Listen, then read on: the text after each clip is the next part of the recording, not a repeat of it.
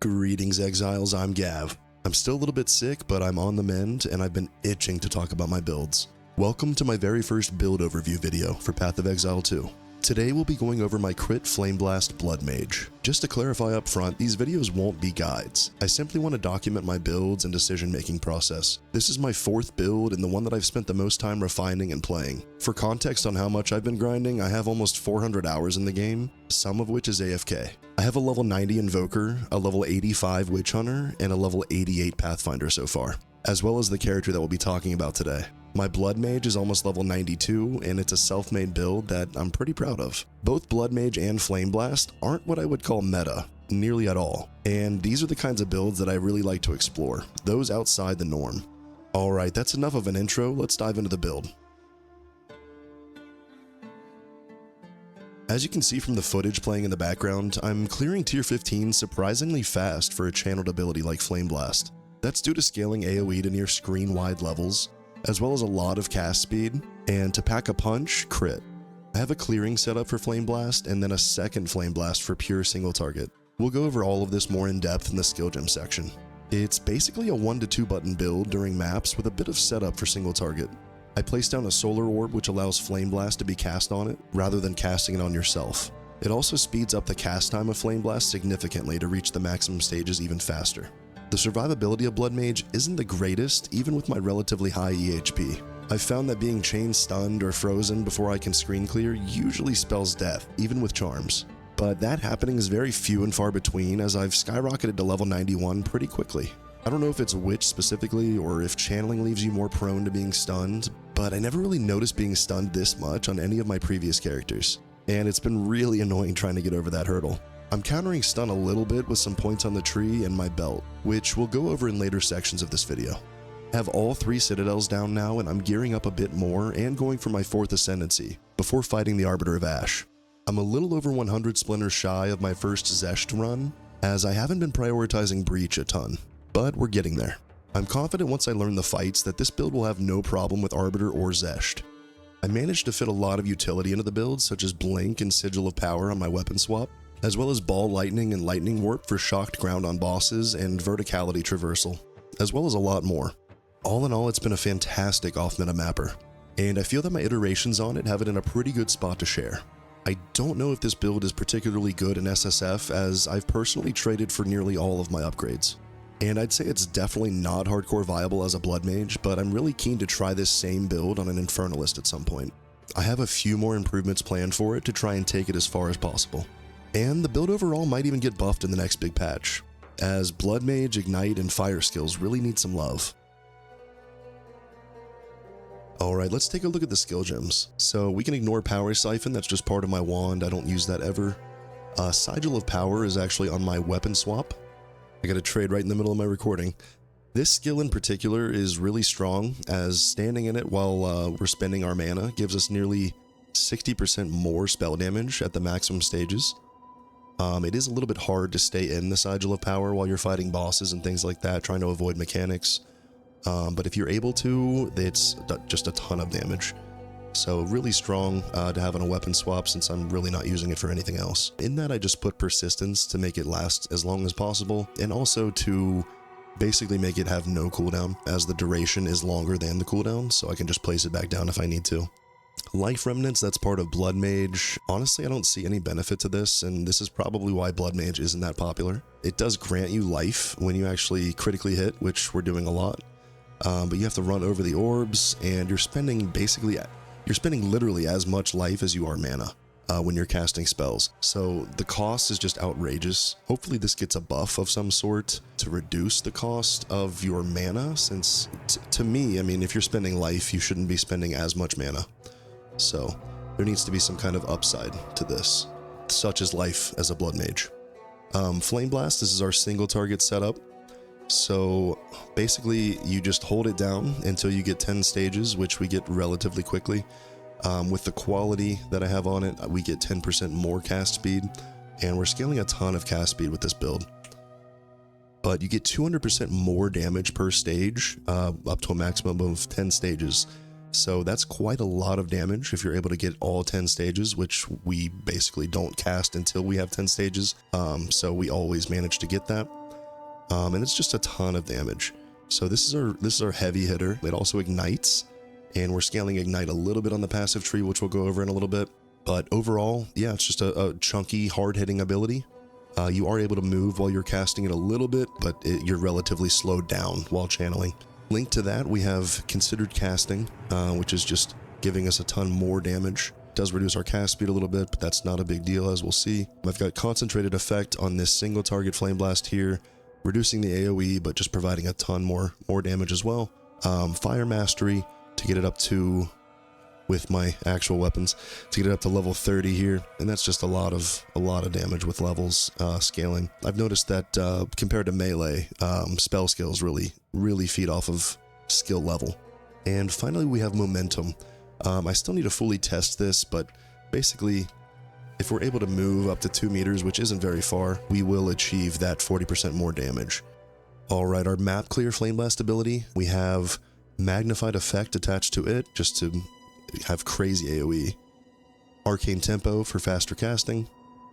Arcane surge, since we do spend a lot of mana, this is really useful for the more cast speed as well as the mana regen that we get. And inspiration again, since this is just very costly. And with Blood Mage, the amount of life that you're consuming is equal to the amount of mana. So it's just so many resources being used for this. But as you can see, we're relatively good on mana. Next up, we have Eye of Winter. This is just used for the critical weakness on hit. So I'm using Unleash with that and Wild Shards just to get a bunch out at once. Generally get 10 stacks of critical weakness, which is the cap. Each critical weakness gives plus 0.5%. So we're getting like 10% critical chance for our spells on this, which is huge. We already have nearly 50% critical hit chance with our spells. So to add on to that 10% more crit, since it is flat crit from the critical weakness, it's just huge. Pretty reliable. On our weapon swap with our staff, we have Blink, so I just have it enabled on my second set there, and then literally every other skill here is linked to my first set, just to ensure that any spell that we cast is always going to be swapping back to our wand and focus setup. But yeah, Blink is amazing. Look at it. Not yet. So this is just utility to move around the map a lot more. And in Blink, I just have Ingenuity to reduce the cooldown a little bit more. It brings it down to 3.4 seconds for every blink. But like I said, I just use it to get around the map or blink out of a tight spot. Really, really good. Next up, we have Solar Orb. So this is kind of the bread and butter of the build as well, baked into Flameblast.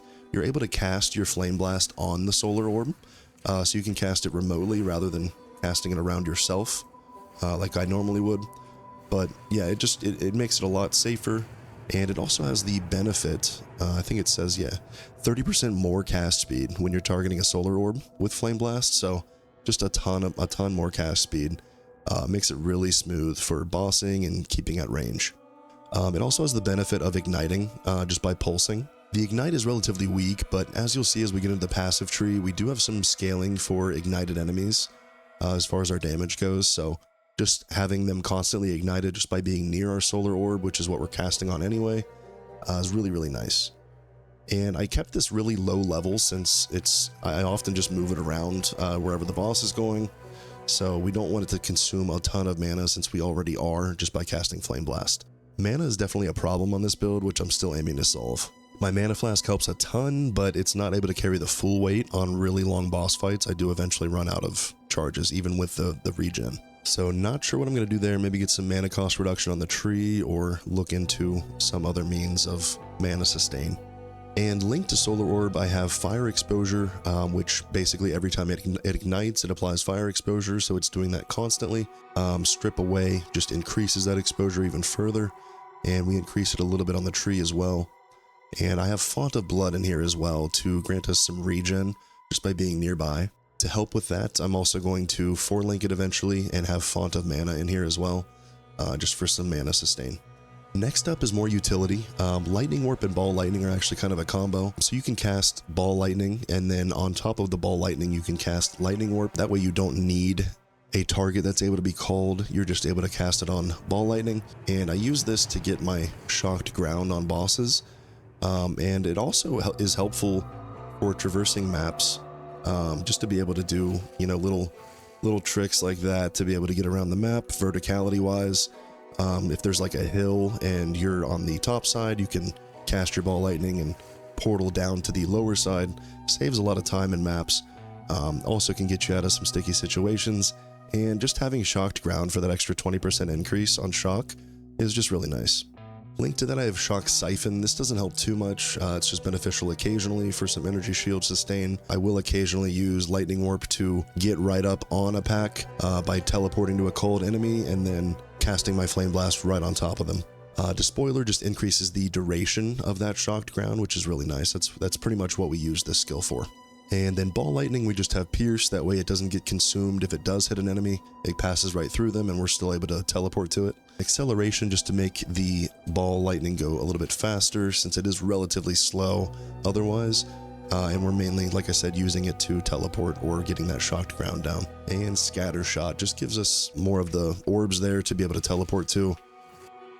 And finally, we have our auras. I'm running an Enfeeble Blasphemy aura. This may not be necessary, and in the future I may be able to squeeze out more damage with this aura somehow. I'm not sure what though. I was using Minion Instability and Infernal Legion with SRS for a little bit there, but I found that it wasn't really necessary since I'm getting my ignites when I need them from Solar Orb and just placing that around. We'll figure something out here, but you know, I like the damage reduction since we are relatively squishy despite our EHP.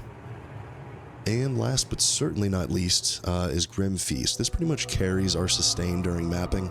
I highly expect this to be nerfed in the upcoming patch, so we may forego this aura entirely depending on how hard the nerf is, but basically it just helps us keep our energy shield up and doubles it while we're mapping basically, if we're not getting hit a ton. So that was all of the skills. Let's take a little look at the passive tree here. Nothing too special. We've got the required life remnants here on the Blood Mage Ascendancy. Like I said, this needs some sort of upside.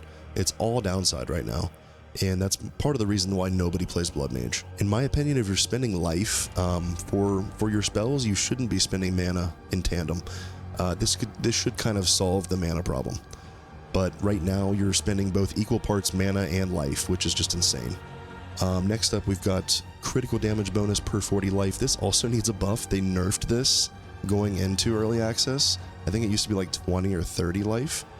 So you would get a lot more critical damage bonus. Right now I'm only getting I think like 60 to 80% critical damage bonus out of this, which is pretty weak.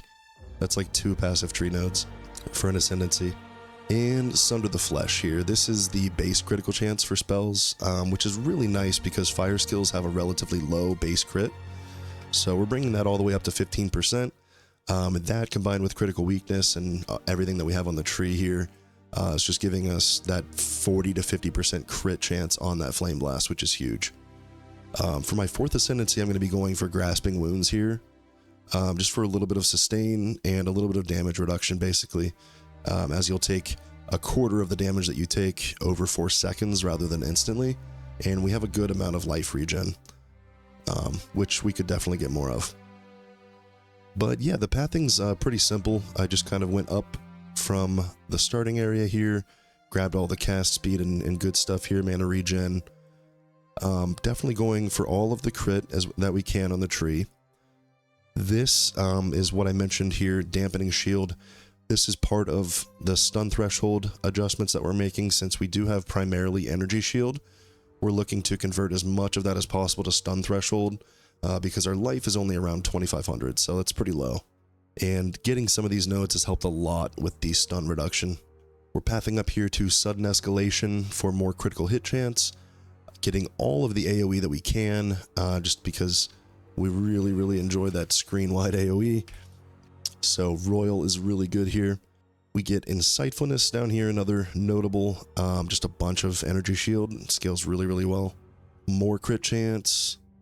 I pathed over here to Echoing Flames. Since we are igniting constantly with Solar Orb, we're always benefiting from this. So this in total was just 50% increased damage. Then I came over here to all of the fire nodes, including the Ignite, because we do actually ignite quite a lot with Flameblast. Even with not a huge chance to ignite. And with those crits and all of the damage that we're getting from the stages of Flameblast, it's just a huge ignite inevitably, and it helps a lot. Ignite's not in a great spot though, because there's no defensive value from it. Basically, like you don't freeze anything like you would with freeze, obviously, and things like that. So there's really no benefit. Shock gives you increased damage. All Ignite does is just burn them down a little bit more, but it doesn't even do a ton of damage. So I feel like this is a little bit undertuned. So like I said, Ignite may get a buff, which would just be an overall increase to this build. We then path down to all of this AoE here on this whole wheel, just a ton of overall area of effect for our spells, and crit over here as well as crit damage bonus. We're just trying to get our crit spell damage bonus as high as we can get it, and our crit chance as high as we can get it. Calibration is just a ton of energy shield and mana. These nodes up here, it's nice for the 5 Ellie res. That's pretty much one of the only spots in the tree that you can get all Ellie res. And just a bunch of Ellie damage. Cast speed again, and up here more crit chance and more increased elemental damage if we've dealt a crit recently, which we're critting pretty much all the time, so again, always benefiting from that. Then we pathed up all the way north here for all of these fire nodes. Got extra damage as fire and fire res, that's helpful. Ignites that we inflict deal damage 15% faster. That's pretty much just a more multiplier of your damage. Fire exposure is really good, which we're applying all the time with our solar orb. You can get more exposure up here, which I'm pathing towards with my next few levels. So if I get up to level 94, I'll be able to have even more increased fire exposure effect. And then we finally end up over here with just additional crit. It's nice to have these hits have reduced critical hit chance against you. And then this one over here gives the reduced critical damage bonus if we do get crit. So that's just good little cherry on top for the crit that we're grabbing already. And some intelligence here just to round off our stats, as we do require, I think 205 intelligence is our requirement. So it was pretty hard to achieve without that. I don't have a ton of intelligence on my gear. Speaking of gear, let's go over that next. Starting off with our pretty huge wand here, +4 levels, that's gigantic. The cast speed, spell damage, and I could have gotten fire damage, but I opted for some extra damage as cold. And what that does is it actually allows me to shatter enemies that I'm exploding on the screen here with my Flameblast. And I've found that it also freezes pinnacle bosses eventually with enough casts of Flameblast successfully, which is crazy. Because I'm able to heavy stun as well. And then to round it off, we've got that 25 mana per enemy killed. That's not an insignificant stat. That actually helps a lot while we're mapping. And we have that on our gloves as well there. So gloves, we're just going for life and resistances, as well as that gain mana per enemy killed. Our belt here, like I talked about, it's solving some stun threshold issues that we have with this build. I was finding myself getting chain stunned even with my charm. And that basically led to like 90% of my deaths, not even on death effects. It was just getting stunned and literally rooted in place and just beat up to death. So we've got some life, some armor, the stun threshold there at the implicit, 2 charm slots, that's pretty rare, some life regen, and then even more stun threshold just to add on to that. On the tree here, I forgot to mention, there are some more stun threshold nodes for energy shield here that we can grab. There's some here, and then right next to calibration over here is austerity measures, which is some all attributes, as well as even more stun threshold for your energy shield. So we could go that, but I have found that this belt solves a lot of the stun issues that I was experiencing, and then my charm makes up for the times that we do get stunned now. Boots, we're just going for 30% movement speed, some life. I got some intelligence on there to help meet that cap that we need, and some chaos res and regen. The stun threshold is just a bonus. I honestly didn't even know that my boots had stun threshold, or that boots could roll that, but that's really nice. I'm sure it can go way higher than that. Yeah, that's a hybrid mod. Okay, cool. Chest piece, we just go for huge energy shield and life, and the reason that I picked this up initially was just for massive energy shield. And on the node down here, the energy shield from your equipped body armor, you gain that as extra maximum life. So this was like literally plus 800 life or something when I was using that node. But then I went full crit. and had to spec out of that. But this chest piece is still just very hard to replace. It's got big fire res, chaos res, life, huge ES, and finally more regen, which is always good for Blood Mage. Our rings, we're just scaling cast speed as much as we can, getting LE res on here, some life regen, and life and fire damage. Those are the huge stats there. This one is literally 36% cast speed on its own, fire damage, life, and resists. So my rings are pretty good. Amulet, we're amplifying our skill levels even further with +3 there.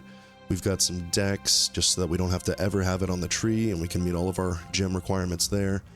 Spell damage, energy shield, a little bit more regen, and resists. I allocated wasting on this, which is increased duration of our damaging ailments, and it also increases the damage with hits against enemies afflicted by ailments. So Solar Orb's always keeping that ignite up, and we're just benefiting purely from always having an ignite on them basically, as well as increasing our duration of ignite.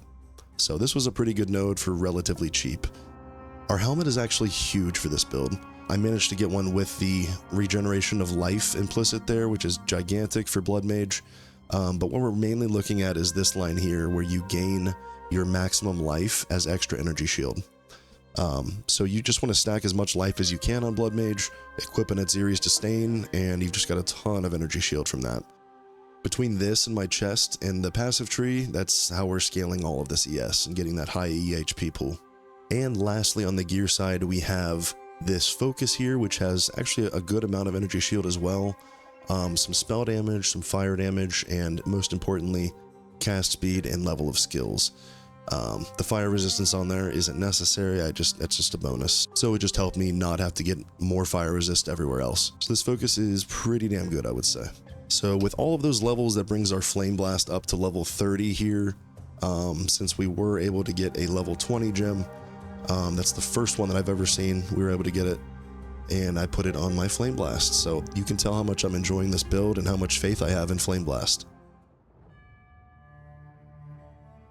But that about wraps up the build, Exiles. Definitely let me know down in the comments if you enjoyed this format, this overview here. Like I said, it's not a guide, but I do plan to go over my builds, successes or failures, and just kind of share with you all what I've been experimenting with, what worked, what didn't, and if you guys want to steal this, go for it. But I am not an educator by any means for Path of Exile. I'm still relatively new as far as build creation goes in this game, but I've had an absolute blast with this build so far, and I hope you guys enjoyed the overview. Thank you so much to anyone that stayed this long. I'd love to hear from you down in the comments on what build you're playing right now, and if you're still enjoying Path of Exile 2. I can't wait to see what the new patch brings, probably next week. And for those interested, I will be talking and sitting down with Talkative Try on Thursday of this week, January 9th. I hope to see you all there in chat. If this was a solid overview, please give me a thumbs up. That helps me a ton. Subscribe to the channel for more Path of Exile 2 builds and fun stuff. And I'll see you all in the next one. Farewell.